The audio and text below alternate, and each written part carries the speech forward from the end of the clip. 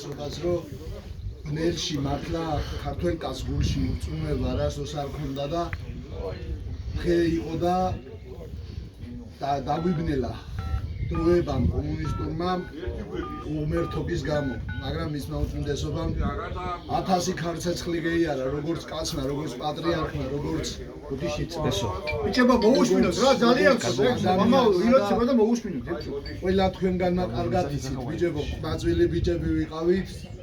ზოგი ლამაზი ხალხი არ აყვავს და ვიტყვი მაგათ მოგონებასაც.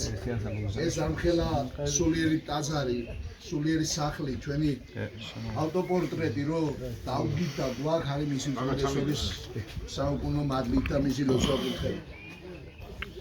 დიდი მამის სულის სადიდებელი მინდა რომ ვთქვა ამ ლამაზი ტაძრიდან 2026 წლის 22 მარტია დღეს მადლობა მაღალ ღმერთს წუთებისთვის, წამებისთვის, რომელიც ჩვენ თაობას მოგცა ბიჭებო და არ დაგვავიწყდება.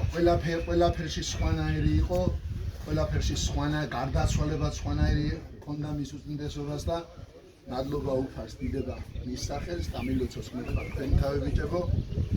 ერთობით, სიყვარულით, ტვირთიზიდვით, ქრისტეს მიერ ძმობით და ერთმანეთის გატანით ჩვენი მომავლისთვის ვიყოთ ნათელები და წინვალეები.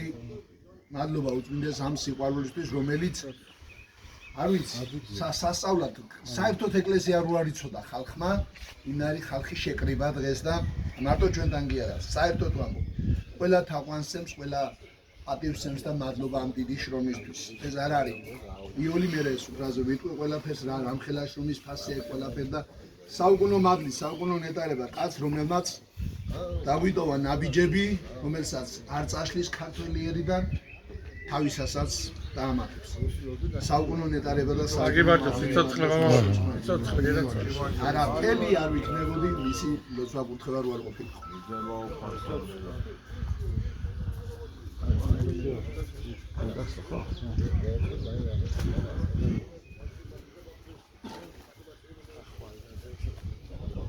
შეგაროს